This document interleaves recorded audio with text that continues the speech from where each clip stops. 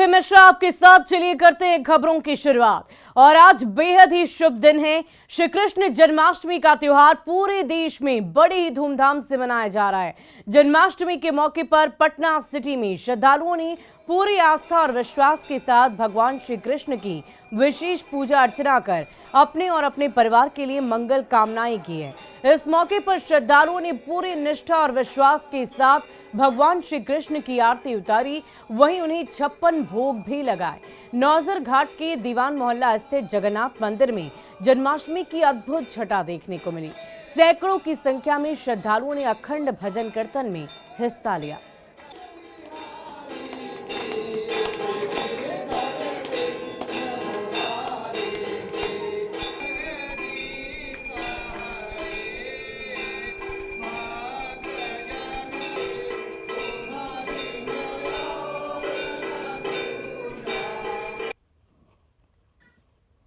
और रांची में मुरी के भक्ति वेदांत विद्या भवन में कृष्ण जन्माष्टमी पर राधा रमण महोत्सव की धूम मची है।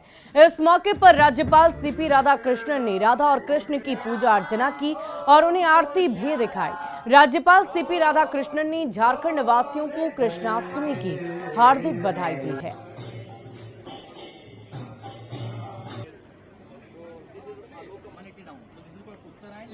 Of our visionary leader, our Pradhan Mantri Narendra Modi ji is that India should gain back all its glory which we lost because of aggression. Krishnastami, that are my best wishes to you all. Lord Krishna will bless you with every success, every happiness, with every knowledge and every wisdom. और राजधानी राज्य की मोरहाबादी मैदान में दही हांडी प्रतियोगिता आयोजित की गई और इसमें गोविंदा की कई टोली ने दमखम दिखाया है।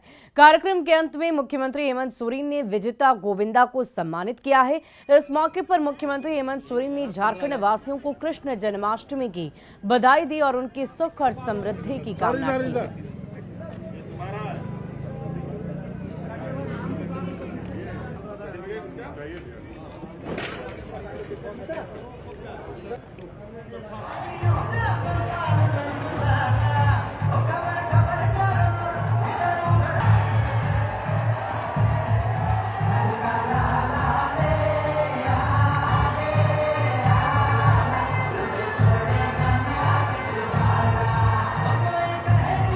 भगवान कृष्ण भी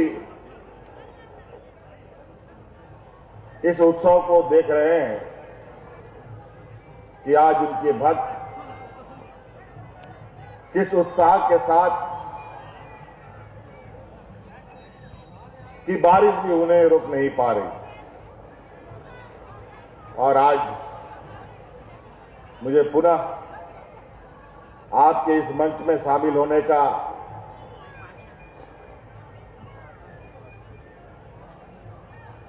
मौका मिला। और गिरिडीह की शांति भवन में कृष्ण जन्माष्टमी मनाई गई और इस मौके पर यूपी के उन्नाव से बीजेपी सांसद साक्षी महाराज ने भक्तों को भगवान श्री कृष्ण की कथा सुनाई है। साक्षी महाराज ने कहा कि उनका शांति भवन से बेहद पुराना नाता रहा है और वो वहां अक्सर आते जाते रहते हैं। के आशीर्वाद से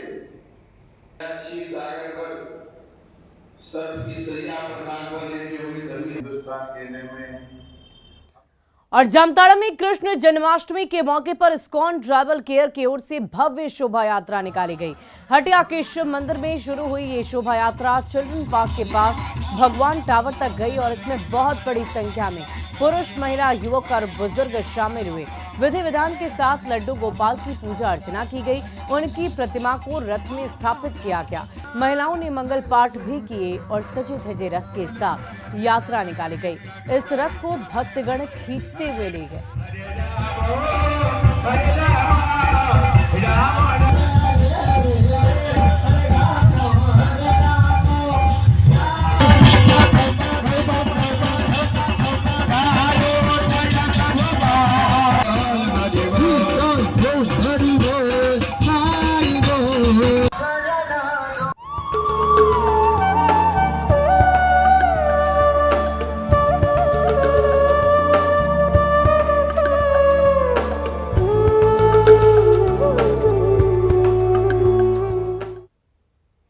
और चलिए बढ़ते हैं अन्य खबरों की ओर। पहली खबर आपको दिल्ली से बताएं, जहां बीजेपी सांसद जनार्दन सिंह सिग्रीवाल पर लाठीचार्ज के मामले में लोकसभा की विशेषाधिकार समिति ने एक बड़ा एक्शन लिया है। समिति ने 7 अधिकारी को दिल्ली तलब किया है। लाठीचार्ज मामले में लोकसभा अध्यक्ष से शिकायत प्रोटोकॉल के उल्लंघन की शिकायत की गई थी। 21 सितंबर को विशेषाधिकार समिति की बैठक की गई है।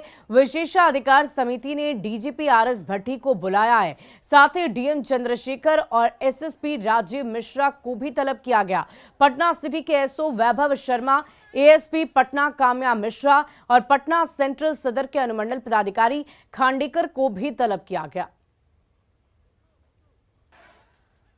वहीं जेडीयू प्रदेश कार्यालय में आईएनडीआईए गठबंधन के लगे पोस्टर पर विवाद शुरू हो गया है। विवाद इतना ज्यादा गहरा गया कि 1 घंटे के भीतर ही पोस्टर को वहां से हटाना पड़ा है। दरअसल पोस्टर पर विपक्ष के बड़े नेताओं की तस्वीर लगी है, जिस पर जीतेगा इंडिया, चक दे इंडिया का नारा लिखा था।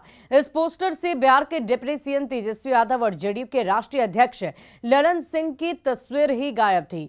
पोस्टर लगने की जानकारी जैसे ही राष्ट्रीय अध्यक्ष ललन सिंह को मिली, उन्होंने तुरंत पोस्टर को वहां से हटवाया। ललन सिंह ने पोस्टर लगाने वाले कार्यालय प्रभारी से कहा कि दफ्तर में कोई भी पोस्टर नहीं लगाएं। आप देख सकते हैं पोस्टर के बैकग्राउंड में संसद भवन की तस्वीर लगी थी। पोस्टर के केंद्र में बिहार के सीएम नीतीश कुमार थे। सीएम के बाईं तरफ राहुल गांधी और दाईं तरफ कांग्रेस के राष्ट्रीय अध्यक्ष यानी कि मल्लिकार्जुन खड़गे थे। इनके पीछे आईएनडीआईए गठबंधन के सभी प्रमुख नेताओं की तस्वीर लगी हुई थी। नीतीश कुमार का कद पोस्टर में बड़ा दिखाया गया था। पोस्टर में नीतीश कुमार की तस्वीर सेंटर में लगाई गई थी, जबकि उनके बाईं ओर राहुल गांधी और अखिलेश यादव, हेमंत सोरेन, अरविंद केजरीवाल, उद्धव ठाकरे, सीताराम येचुरी, महबूबा मुफ्ती और सबसे लास्ट में दिबांकर भट्टाचार्य थे। वहीं दाईं ओर की बात कर ली तो कांग्रेस के राष्ट्रीय अध्यक्ष मल्लिकार्जुन खड़गे के बाद आरजेडी अध्यक्ष लालू प्रसाद, ममता बनर्जी, एमके स्टालिन, शरद पवार और आखिर में फारूक अब्दुल्ला की तस्वीर लगाई गई थी। और देखिए एक बड़ी जानकारी आपको दे, बिहार में दूसरे फेज की शिक्षक बहाली की तैयारियां अब शुरू कर दी गई है। के पाठक ने सभी जिलों से रिक्तियों की मांग की है और सभी डीओ से विषयवार आवश्यक शिक्षकों की मांगी रिक्तियां हैं और उपलब्ध कराए गए शिक्षकों को भी प्रतिवेदन मांगा है। गूगल शीट के माध्यम से पूरा डेटा उपलब्ध कराने की बात कही गई है। विभाग को उपलब्ध कराने का आदेश दिया गया है और आज सुबह 10 बजे से के पाठक समीक्षा बैठक भी करने जा रहे हैं। समीक्षा के बाद विभाग जल्दी बहाली को लेकर कैबिनेट को प्रस्ताव भेज सकता है। फिलहाल 1,70,000 से ज्यादा पदों पर भर्ती की प्रक्रिया लगातार जारी है। और इसी बीच गोपालगंज से आपको बड़ी खबर बताएं, 40 किलो गांजा बरामद किया गया है। 10 लाख का गांजा बरामद हुआ। मौके से गांजे तस्कर को फरार हो गया, उसके बावजूद उसके पकड़ने की कोशिश की जा रही है। गाड़ी चेकिंग के दौरान उसकी बरामदगी की गई। यूपी बिहार बॉर्डर पर कार्रवाई लगातार जारी है। बताया जा रहा है कि बलथरी चेकपोस्ट पर गाड़ी चेकिंग के दौरान बड़ी सफलता हाथ लगी है। पुलिस ने वेस्ट बंगाल नंबर की लग्जरी कार से 40 किलो गांजा बरामद किया है। तस्कर अंधेरे का फायदा उठाकर फरार हो गए। जब्त गांजे की कीमत करीब 10 लाख रुपए आंकी गई है।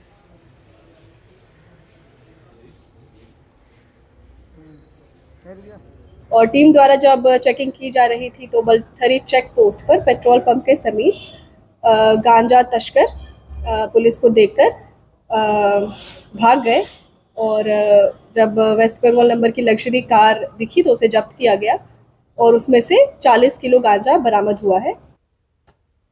वहीं कटिहार में बिजली विभाग की लापरवाही से एक बच्चे की मौत के आरोप में स्थानीय लोगों ने सड़क जाम कर जमकर बवाल काटा।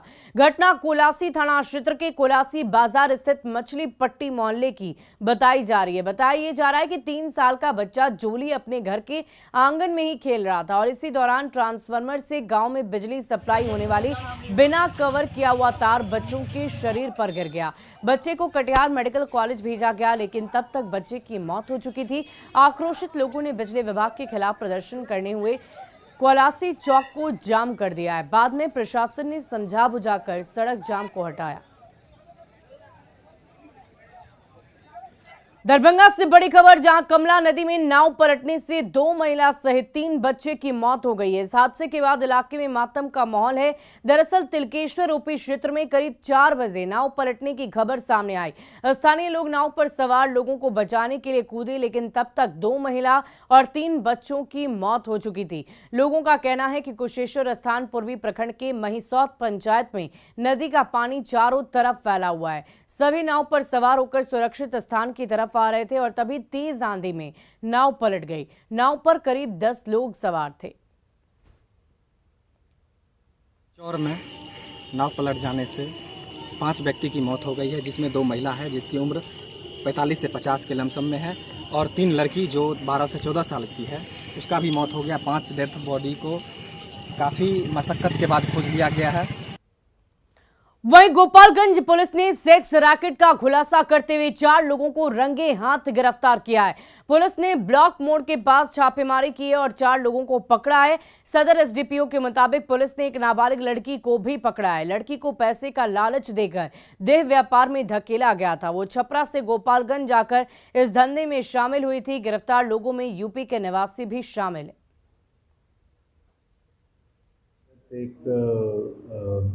विधि विरुद्ध बालक ने कंप्लेन दायर किया था कि उसने बताया कि उसको छपरा से लाया गया था तथा उसे फोर्स करके देह व्यापार के धंधे में फोर्स किया जा रहा था। उसी में अग्रिम कार्रवाई करते हुए पुलिस ने 3 व्यक्तियों को अरेस्ट किया, जिसमें 2 महिलाएं हैं, 1 पुरुष है।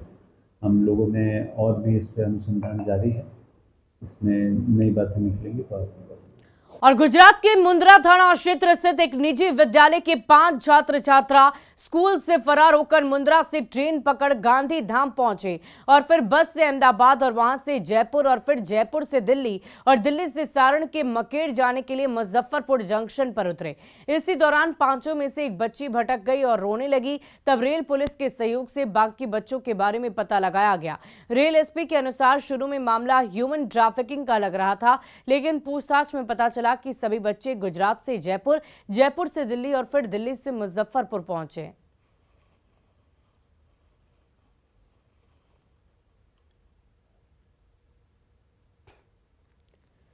माता पिता को बिना बताए, ताकि वो लोग इसे रोके नहीं। और दिल्ली जाने के क्रम में ही इनका प्लान चेंज हो गया और ये लोग हाजीपुर में अपने मामा के पास आने की बात कह करके संपर्क क्रांति ट्रेन से चढ़ करके मुजफ्फरपुर में उतर गए थे। और अभी तक गुजरात पुलिस की तरफ से एक स्पेशल टीम आ चुकी है जो पूछताछ कर रही है। यहाँ पे हमारी टीम भी और लोकल महिला हेल्पलाइन भी इसमें पूछताछ में सहयोग कर रही है। इसमें अन्य जो भी तथ्य आएंगे। और बिहार में लागू शराबबंदी ने मादक पदार्थ के काले कारोबारियों की चांदी कर रखी है। खासकर गांजा तस्कर और स्मैक सप्लायरों की बल्ले बल्ले है। आर्थिक अपराध इकाई के डीआईजी मानवजीत सिंह ढिल्लों के अनुसार इस काले कारोबार में क्रिप्टो करेंसी और इंटरनेट का बाजार का खुला सहारा मिल चुका है। हालांकि इस पर नकेल कसने की दिशा में ईओयू लगातार ईडी के संपर्क में है। अब तक ऐसे 10 बड़े नशे के कारोबारियों की सूची ईडी को ईओयू ने भेज दी है। का माध्यम है, खास करके आप लोगों ने सुना होगा डार्क वेब जो है, इसके माध्यम से इसके सेल होती है, मार्केटिंग होती है। क्रिप्टो करेंसी का इसमें रोल आ गया है। क्रिप्टो करेंसी के माध्यम से जो खास करके अंतर्राज्यीय तस्कर हैं, या इवन नेपाल के तस्कर, उनको फाइनेंशियल ट्रांजैक्शंस हो रही हैं। तो हम लोगों का जो साइबर लैब यहाँ पे इस्टेब्लिश हो रहा है, इसमें हम लोगों ने डार्क वेब लैब इस्टेब्लिश करने का प्रस्ताव समर्पित कर दिया है। वो भी बहुत ही एडवांस्ड स्टेज पर है और जब वो इस्टेब्लिश हो जाएगा तो हमारे पास भी क्षमता आ जाएगी। वर्तमान में क्षमता केंद्रीय एजेंसियों के पास है कि हम लोग इन फाइनेंशियल ट्रांजैक्शंस का और जो डार्क वेब के माध्यम से गांजा की तस्करी और ट्रांजैक्शंस हो रही हैं, उनको हम लोग मॉनिटर भी कर पाएंगे और डिटेक्शन भी कर पाएंगे। अगली खबर पटना सिटी से आपको बताएं, जहां सीता घाट इलाके में छापेमारी कर गंगा पाथवे से स्कूटी सवार 2 शराब तस्करों को गिरफ्तार किया गया है। पुलिस ने गिरफ्तार आरोपियों के पास से सैकड़ों लीटर शराब भी बरामद कर ली है। बताया जा रहा है कि 2 शराब तस्कर 2 अलग अलग स्कूटी पर सवार होकर अवैध शराब की डिलीवरी करने जा रहे थे और इसी दौरान इस बात की भनक पुलिस को लग गई और पुलिस ने मौके पर ही दोनों शराब तस्करों को गिरफ्तार कर लिया है।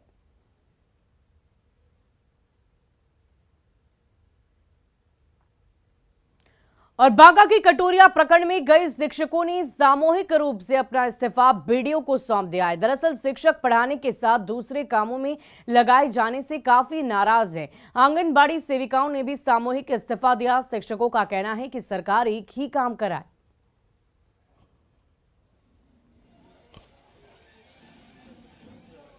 और बिहार सरकार की यही कोशिश है कि स्कूलों में सुधार हो। शिक्षा विभाग में के पाठक के आने के बाद लगातार संसाधन उपलब्ध कराने की बात की जा रही है, लेकिन जहानाबाद जिले में एक ऐसा मामला सामने आया है जिसको सुनकर आप भी शायद हैरान रह जाएंगे। जहानाबाद जिले में सरकारी किताब को कबाड़ी के हाथों बेचा जा रहा है। जहांगीरपुर के प्रधानाध्यापक को लोगों ने किताब बेचते रंगे हाथ पकड़ा है। प्रधानाध्यापक शिक्षक दिवस के दिन ही बच्चों के पढ़ने के लिए किताब को बेच रहे थे। ग्रामीणों ने तुरंत पुलिस को इसकी खबर दी, लेकिन कोई कार्रवाई नहीं की गई। न्यूज़ 18 की टीम ने उस गांव में जाकर पूरे मामले की पड़ताल की तो कई अन्य खुलासे हुए। शिक्षा को लेकर बिहार की नीतीश सरकार गंभीर है।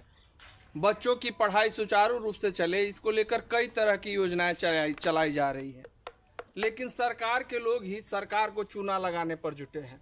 इसकी बानगी देखने को मिली जहानाबाद के रत्नी फरीदपुर प्रखंड के जहांगीरपुर गांव में। इन किताबों को देखिए, इसमें आपको हर तरह की किताबें दिखाई दे रही होंगी। कार्य पुस्तिका हिंदी है, प्रयास गणित है, प्रयास गणित पुस्तिका 3 है, चहक अभ्यास पुस्तिका है, तो कार्य पुस्तिका गणित है, प्रयास इंग्लिश है।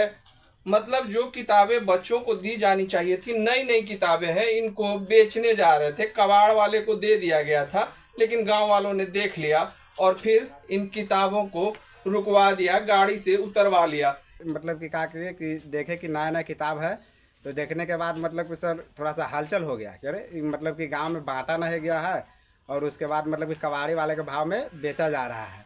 तो वही सर हम लोग देखे तो मतलब कि हम लोग सब उसको जब्त कर लिए सर।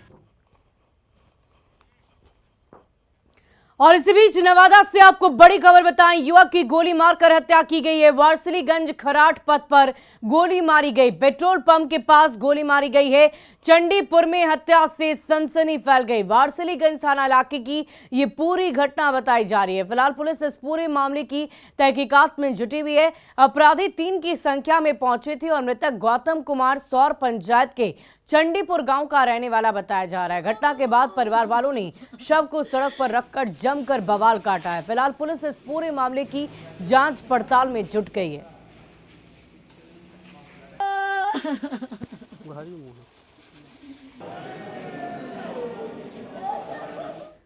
और देखिए, बिहार में मौसम के मिजाज को लेकर बड़ी जानकारी आपको दे। बारिश को लेकर अलर्ट जारी किया गया है। 18 जिलों में बारिश का अलर्ट है। बारिश और ठनके का अलर्ट जारी किया गया है। मौसम विभाग की ओर से चेतावनी जारी की। पटना में भी भारी बारिश का अलर्ट है। मौसम विभाग की तरफ से राज्य के अलग अलग जिलों में भारी बारिश और ठनका समेत अलर्ट जारी किया गया है। बारिश और ठनका का अलर्ट जारी किया गया। मौसम विभाग की ओर से ये चेतावनी दी गई है। मौसम का मिजाज इस वक्त पूरे बिहार में बदला हुआ है। अलग अलग जिलों में भारी बारिश की चेतावनी है। और सनातन धर्म को लेकर छिड़े विवाद के बीच पीएम मोदी ने पहली बार कुछ कहा है। सूत्रों की माने तो पीएम ने अपने कैबिनेट मंत्रियों से कहा है कि सनातन पर पूरी तथ्यों के साथ और तर्क के साथ जवाब दें। तमिलनाडु के सीएम एमके स्टालिन के बयान पर मची सियासी घमासान के बीच प्रधानमंत्री के निर्देश से सवाल यही खड़े होते हैं कि क्या सनातन पर हो रही राजनीति 2024 का एजेंडा बनने जा रहा है।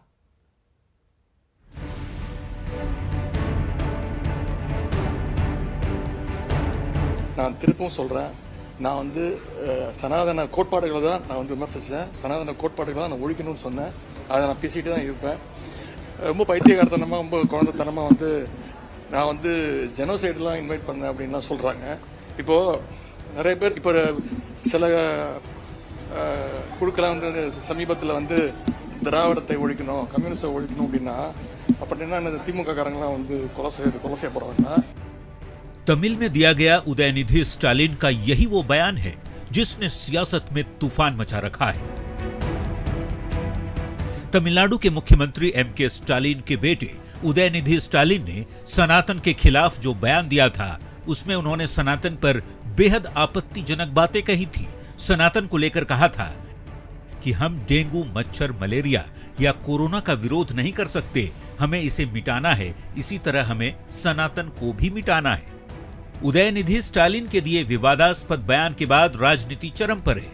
इस मामले पर पहली बार देश के प्रधानमंत्री नरेंद्र मोदी ने कहा कि इस मुद्दे पर सही तरीके से जवाब देना चाहिए। सूत्रों की माने तो प्रधानमंत्री ने कैबिनेट मंत्रियों को निर्देश जारी किया है। पीएम ने कहा है कि सभी मंत्री सनातन पर तथ्यों के साथ सोच समझकर विरोधियों को जवाब दें। अब प्रधानमंत्री के निर्देश के बाद सियासत तेज हो गई है।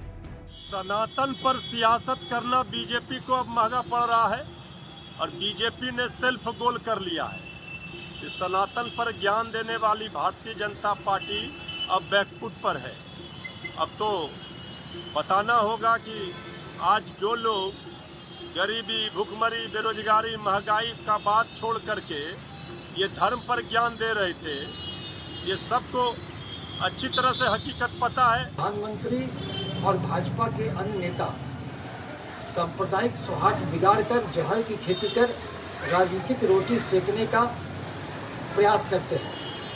उनके मुद्दे में हिंदू मुसलमान, भारत पाकिस्तान छोड़कर अन्य विकास के कोई मुद्दे नहीं रहते हैं। सूत्रों के मुताबिक पीएम ने मंत्रियों से कहा कि सनातन धर्म का अपमान कर विपक्ष फंस चुका है। विपक्ष की बेचैनी साफ दिख रही है। सनातन का अपमान कर विपक्ष जानबूझकर विवाद खड़े कर रहा है, जिसका डट कर जवाब देने की तैयारी है। तो क्या ये मान लिया जाए कि सनातन पर हो रही राजनीति 2024 का एजेंडा बनने जा रही है? Bureau report, news 18। और फिलहाल इस बुलेटिन में अभी के लिए बस इतना ही। नजर डाल लेते हैं अब तक